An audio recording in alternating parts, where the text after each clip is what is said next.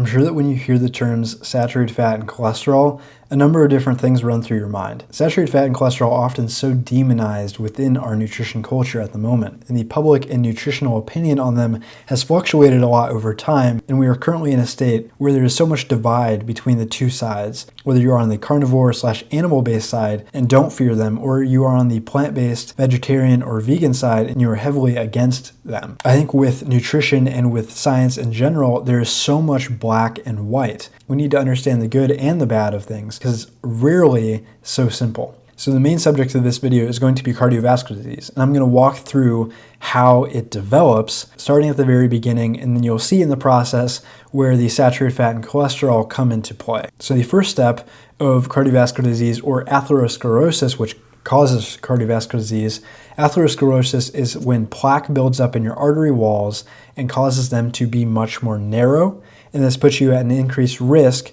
of a burst, and this can lead to things like a heart attack.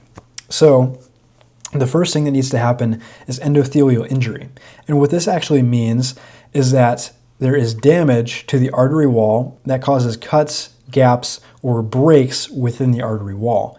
And the way that this happens is from high blood pressure. So high blood pressure is kind of the start. This is how the entire process starts to unfold. So maybe you think in your head that high blood pressure is a function of your saturated fat and cholesterol intake. However, it's not that simple. It's actually not as much about your diet as you might think. The primary risks of developing high blood pressure stem from drinking too much, smoking, being obese, being very sedentary, and also having a too high sodium to potassium ratio. So that's kind of where the diet part mixes in, but for the most part you can see that it's a lifestyle thing. And so if you think about high blood pressure, it's anything that causes your heart to work harder. There's more stress being placed on your heart, and this warrants an adaptation. The adaptation is to pump blood harder, and that is what causes damages. So I think it's interesting sedentary lifestyle is on here because your heart is untrained, but if you're also overtrained, maybe you're doing lots of cardio over a period of 10 years, this is going to cause the adaptation of maybe your heart enlarges, or it just simply has to work harder, gets trained more.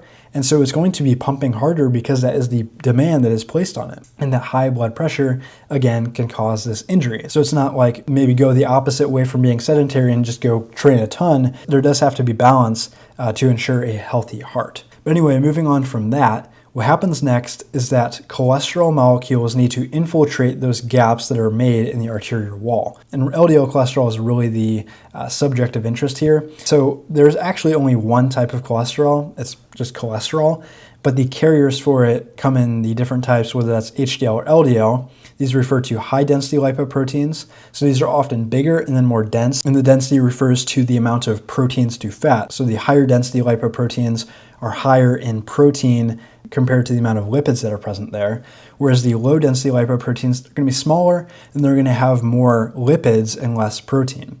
So those are kind of the two types, but there's actually a different type, and this is called small, dense, low-density lipoproteins. And these are the biggest issue because they're an even smaller version of the already small, low-density lipoproteins. And so these are much easier to infiltrate the arterial wall. And a lot of people think that, okay, increasing your consumption of fats is going to lead to this increased risk or just the increased level of these SD-LDL, but that's actually not true. It's actually more of a function of a high carbohydrate diet, and especially refined starches and simple sugars. So if you're eating lots of these foods, it makes it more likely that you're going to have higher triglycerides, and these are what's being carried in these small, dense, low-density lipoproteins. So your triglyceride levels are really what you want to check more because that has a role in how many of these SD-LDLs you have, and that's what you don't want. And just for one clarification, HDL can actually get lodged in the arterial walls as well. It's less likely because, again, they aren't being carried from the liver to other tissues. They're more cleanup crew, but they are able to get locked in there as well. So that's just kind of clearing up the air on just a common misconception. And then what happens from here is the start of oxidation. So the lipids within these cholesterol that are now lodged in your arterial walls, they can become oxidized. And oxidation just refers to the removal of a hydrogen atom from these cholesterol molecules, from the fats that are in them. And if you look at fats, there's saturated fat, monounsaturated fat, and polyunsaturated fat. Here's where it starts to get interesting. Saturated fat has no double bonds. Monounsaturated fat has one double bond, and polyunsaturated fats have many double bonds.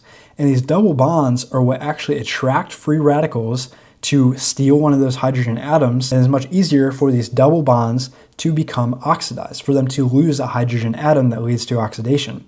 So you always hear that saturated fat is putting you at a higher risk, but on the other hand, they're actually more stable and less prone to oxidation once they are stuck in the arterial walls. So eating too many polyunsaturated fats, I know there are good ones like omega-3s, but your higher consumption of polyunsaturated fats puts you at a higher risk of oxidized LDL, and that is what you don't want. And interestingly, saturated fats, while they do increase your LDL, and so, okay, there are more of them that can be oxidized, it increases your HDL in a neutral ratio, meaning that it does not affect your HDL to LDL ratio in a negative way. It simply raises the total amount that you have. So once the hydrogen atom is stolen, a new lipid radical is formed. This can react with oxygen and propagates a chain reaction, which can lead to inflammation. And so what inflammation really means is that white blood cells, or macrophages, are being sent to the arterial walls where this is all occurring, or where this oxidation is occurring. And so then these macrophages essentially engulf the compromised lipids, and these macrophages, or white blood cells, can be overloaded with fats. And when this occurs, they create foam cells. And foam cells they're really an issue, because what can happen, and this is actually the next step of the process, is that the muscle tissue that is in the arterial walls can actually basically cover up those foam cells, and then they harden. They're stuck within this, and what now happens is maybe your arteries were like this. Now there's that little divot in it. It is now a smaller area for your blood to move through. And so again, you probably have high blood pressure if this is happening, because it started in the first place. So high blood pressure mixed with all of this that's going on to cause the narrowed artery, now you're at an extremely high risk of a blood clot or a rupture. And this is what can cause things like heart attacks or other cardiovascular disease incidences. So that's the entire process that I want to talk about, but I just think it's interesting. Saturated fat, if you look at them compared to polyunsaturated fat and monounsaturated fat, they're more stable because they don't have the hydrogen bonds. They increase LDL cholesterol, but they increase HDL cholesterol as well, which helps to counteract it neutrally. And then they're also less at risk for creating those SDLDL, or the small, dense LDL. So really, they're not the primary risk factor. And then I think it's interesting that increased levels of cholesterol being linked to an increased level of cardiovascular disease, you can actually find studies on either side of. It's so interesting about nutrition. You can find studies that support each point of view, and they can be equally strong studies.